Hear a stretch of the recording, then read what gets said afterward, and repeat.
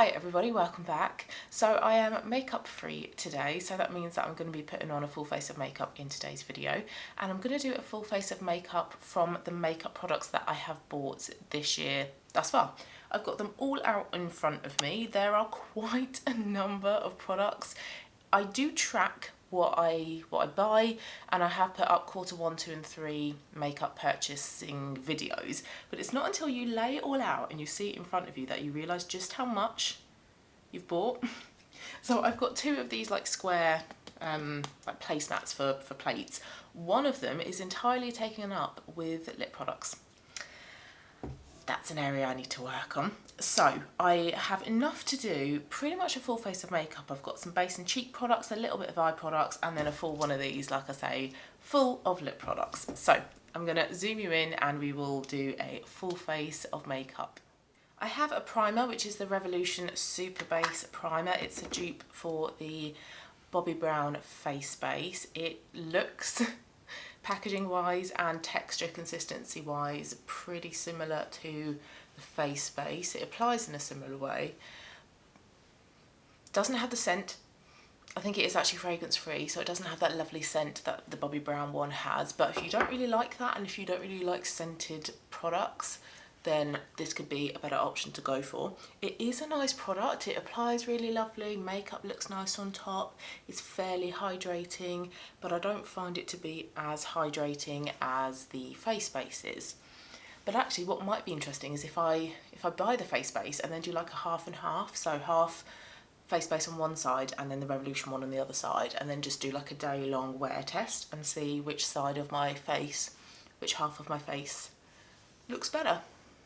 But that sinks in really well and it's really nice to apply, so that is quite a lovely product actually, but it just doesn't quite cut it in comparison to the Bobbi Brown one. Another Bobbi Brown product is my under eye corrector. This is in the shade Light Bisque. I've owned this product before and I did buy it recently to compare it to the stick version of the Bobbi Brown corrector and see which one I prefer. But I do prefer this one because I feel like this one is that bit creamier, bit more hydrating because of that as well, and also it just has a bit more coverage, so it's just a little bit better in terms of correcting my dark circles. I do like the stick and I would recommend the stick, but I think the pot is just slightly better. And this is one of my holy grail products. I will always have this exact colour corrector within my collection because it's just a brilliant product. Although it is quite pricey, it's something that can take me like 6 months to get through, so it's not something that I'm having to buy on a real frequent basis. I have 3 foundation type products to choose from. They're not exactly foundations. I have this one, which is the L'Oreal True Match Plumping Tinted Serum. Really love this. This gives such a lovely, like, plump, hydrated, healthy glow to your face. I've then got the Aborine CC cream, which is slightly less coverage than the L'Oreal one, I would say, but the Aborine one is brilliant at giving your face like a glass skin effect rather. I've tried the BB cream as well and love that. CC cream has less coverage, and I'm moving towards having less coverage now with my base products. And then I've got the Sculpted by Amy Hydra Tint, which is a moisturising tinted serum. Really liked this. I think I used this in my ideal makeup look video, so really lovely product. I think I'm going to go for the Aborine CC cream because this is the one out of the 3 that is going to be going out of date next, so I really should get that one used up. It goes on white, and then it's meant to kind of like match to your skin tone. However, this is in a shade, it's in the shade Claire. Now, the shades for this product aren't that good. That is the only downside to this brand. I think there's only like 4 shades that you can choose from. And with this, because this gives me less coverage than like a foundation, I do use a brush. I do sometimes use my fingers, but I wouldn't use a damp sponge. And it blends in really lovely, really easy to apply. Has got a light scent to it, and although I bought mine in a little 15ml tube, it does take quite a while to get through. And I will be adding this to my project pan relatively soon, probably in the next update, because I do need to start using this one up before it goes out of date. And I just like as well that my skin still looks like skin afterwards. It doesn't look really heavy, but it provides a decent amount of coverage. I would say in terms of coverage, the Sculpted by Amy has the least coverage, then the Arborian, then the L'Oreal one. So it's nice that they're all kind of like skin tint products, but if I want something with less coverage, I have the Sculpted by Amy one. But if I need a little bit more coverage, then I have the other two as options. I haven't bought any concealers this year, so I'm just going to use my Vive one. This is the only concealer that I own as well. A little bit of redness there. Right, whilst that sits, I'm going to do my eyebrows, and I bought the NYX Control Freak this year. There's not much of this left now. It feels like it's kind of drying up a little bit. This is a repurchase product. I have used one of these before in the past. I like it. I think it does a good job of sort of pushing up my eyebrow hairs, separating them, defining them, and I feel like a clear brow gel is all I need for my brows now. But the brush, it's kind of like a mascara brush, so it is quite wide, it's quite big, and I feel like I'm quite messy with this, even though I try not to be. I usually get some product on the skin around my eyebrow hairs, so I don't think that I would repurchase this. I think I would go instead for the Benefit 24-hour brow setter, which I know is like double or triple the price. But I feel like that one performs a bit better than this, and the brush is a lot smaller as well, and you've got two different sides to the brush as well, I think, from memory. So I do prefer that product, but it is nice. I feel like it has given a nice effect to my eyebrows. Just blend out this concealer. So contour is a new product that I've bought this year. I haven't ordered contour for a couple of years, I would say. And I've bought the e.l.f. Halo Glow Contour Beauty Wand. This is in the shade Fair Light 1. No, just Fair Light. So I'm just going to dot some around the edges of my forehead, try and make that a bit more rounded. Bit down my nose. And then I'm gonna do my chin. I haven't used this product too many times since buying it, but it is a good product just to give a bit of shadow to my face and just try and mimic a bit more of an oval face shape, which I think I have. I think I'm somewhere in between like an oval and a square face shape, and I did talk about this in my makeup for my facial features video. I think I'm kind of in between a square and an oval. But actually, even though I don't use this product that often, it doesn't really take that long to use, so I really should just use it. But that's just me being lazy again with makeup, keeping things really easy and simple. So it's not a really dramatic effect. I've not created an entirely new face shape, but just mimicking a bit of shadow. I bought a cream bronzer this year. This is the Revolution Ultra Cream Bronzer in the shade Light. I love this product. This is so good. It's so pigmented and creamy and easy to blend, and it makes your face look really healthy, this beautiful bronze glow. And this I think only cost me like £5, I think, so it's a really, really affordable product, and I love it. I don't need much of this. I'm only going to show you what I do. That is it.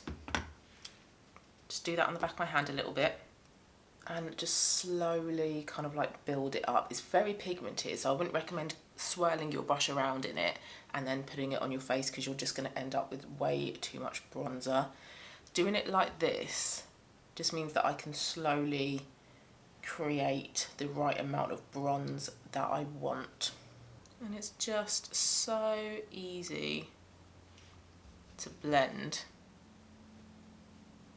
But quite a beginner-friendly bronzer, I would say. And in terms of placement, I'm just placing it in a similar position to the contour, but slightly higher on my face. And I'm just going to leave it like that. You can obviously go in with a lot more bronze if you want, but I'm going to go in with some more cheek products and also powder cheek products as well, so I'm not leaving it just like this. I have two blushes that I've bought this year. The first one is the Vive Sunset Blush Balm in the shade Pesca. This has been in my project pan for quite some time, so I'm not going to use that one because I feel like I've already shown you that one on my channel. The next one is in this little Polly Pocket type packaging from Rare Beauty. This is one of the melting blushes in the shade Nearly Apricot. These are nowhere near as popular as the liquid blushes that she does, but I've only tried one shade of those, so I know my experience is limited, but I much prefer this version than the liquid ones because the liquid ones are so pigmented and I find that it's just then quite difficult to use, whereas this isn't as pigmented, so it means you can build it up a little bit more. I'm going to use the same brush because I'm being lazy. And it's just this really nice warm apricot shade, and it's just really lovely to work with. Again, really easy to blend. I think I did hear some kind of complaints about this product that it's not that pigmented. I don't know whether some people got a faulty product, but I haven't experienced that at all with mine. Mine is pigmented. Now obviously because I'm using like a ring light, it is washing my face out more than how it does look in the flesh. So it is looking more pigmented in the flesh than it is on camera. But hopefully the pigment is still kind of coming through and you can see just how lovely this blusher is. This isn't a new product, but I'm just going to do a layer of setting spray, Urban Decay All Nighter. I don't have any new face powders or powder, bronzers, blushers and highlighters this year, so I'm just going to quickly do a layer of that. The powder I'm going to use is my Fenty Invisimatte Blotting Powder. Look how little I have left in this. This is going to last literally like a few days. It's a very, very thin layer. And then I'm just going to use the bronzer from my Vive face palette, one of the blushes and the powder highlighter, and then we will get on with the eyes and the lips. I haven't bought any eyeshadow this year, so I'm just going to use a bit of MAC Paint Pot in Painterly to prime my lid, and then I think I'm just going to run a bit of the powder bronzer across the lid as well. So I have bought an eyeliner this year. This is my first ever gel eyeliner, a pot of gel eyeliner. This is by Bobbi Brown. It's the Longwear gel eyeliner in the shade Chocolate Shimmer Ink. I also bought the brush as well to go with it, and I have been trying to, I suppose, perfect a little cat eye because that's meant to be quite flattering on almond shaped eyes, which is what I do have apparently. And it is meant to be easier to work with in comparison to like a liquid liner, which I was using for quite some time as part of my Project Pan. So I'm going to attempt on camera, which is probably a really, really bad idea, just a bit of a line. I'm only going to do like the outer quarter, outer third, because where I don't have a lot of visible lid space, I can quite easily close up my eye with eyeliner. And just drawing along the outer part. And then I'm going to attempt a little flick. So I'm just going to try to follow the lower lash line.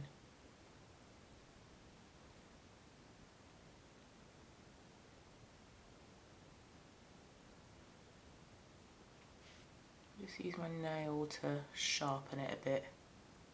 And I just want something really subtle.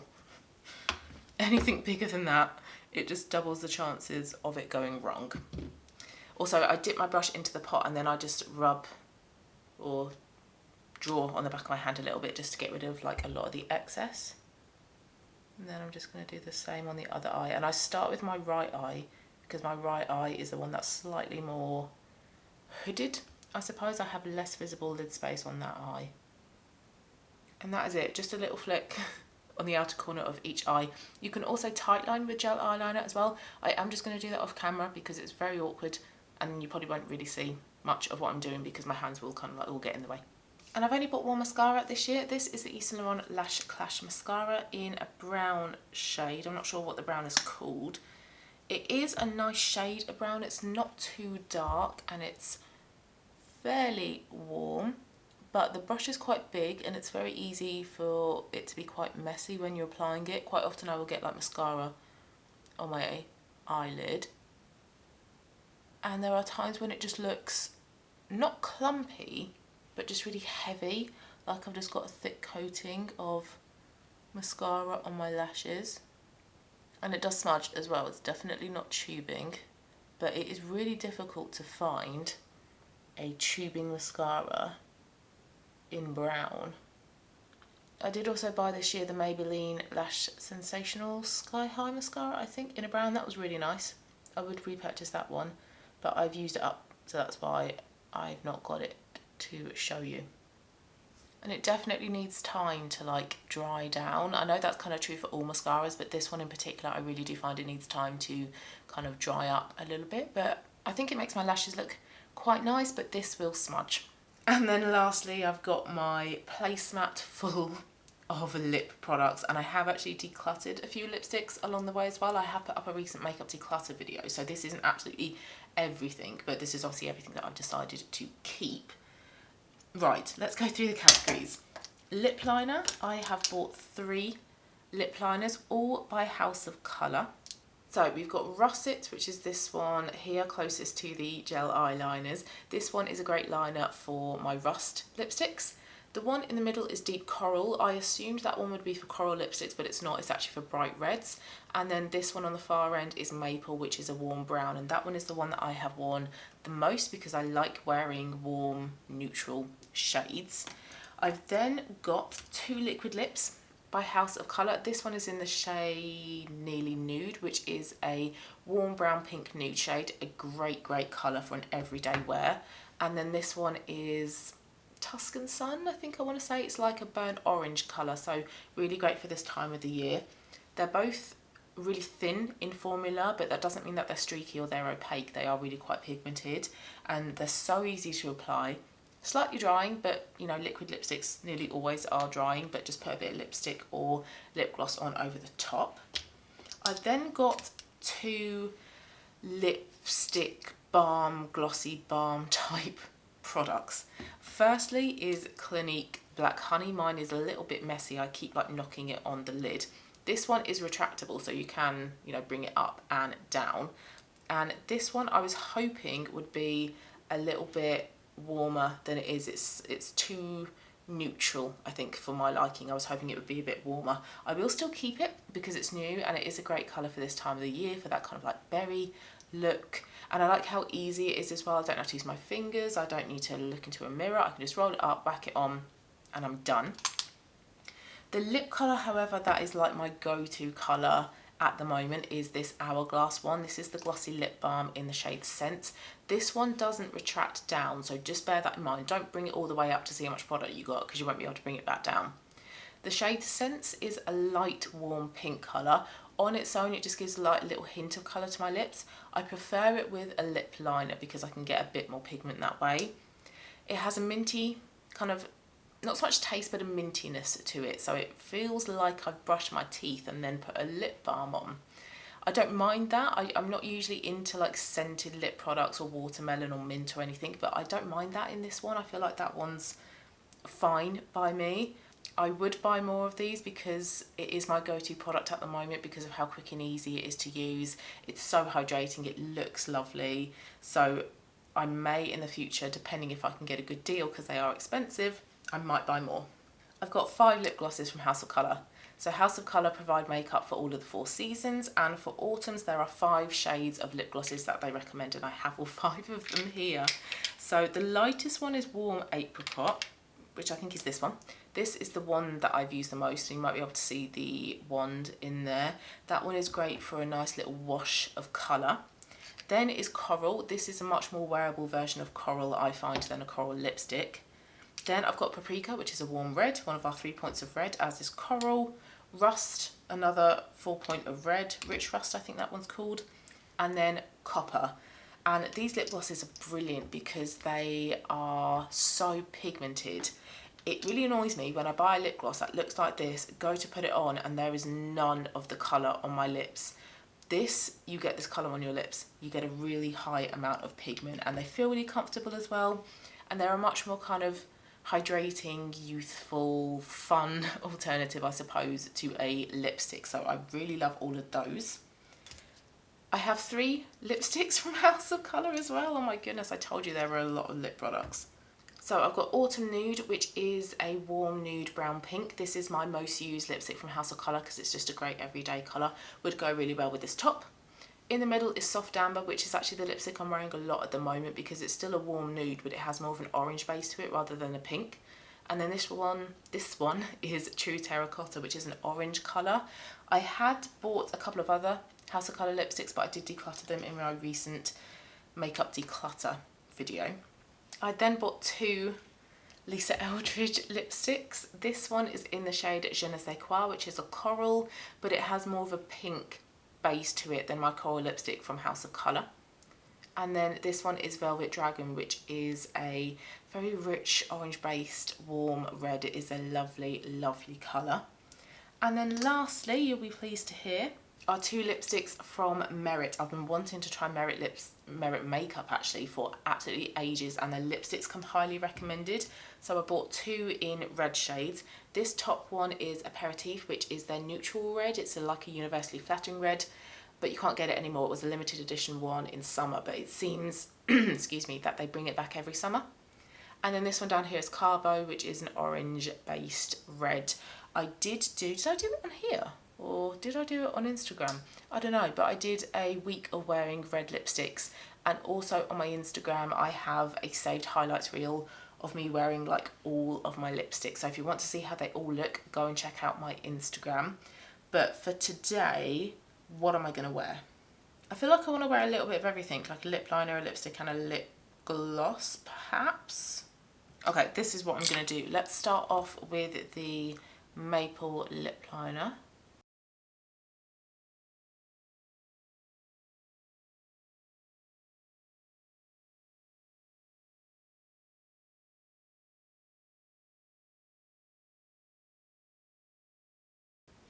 The lip liners are really creamy, really pigmented. They are quite lovely to use. I really am impressed with those lip liners.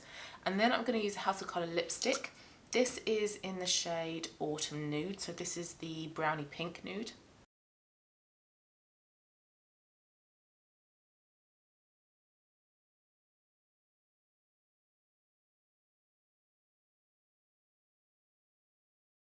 Such a beautiful colour. This really is like my go-to nude lip option. That one is lovely, and that one works really well as well over the top of the liquid lip. And then for a bit of gloss, let's go for the Hourglass Glossy Lip Balm.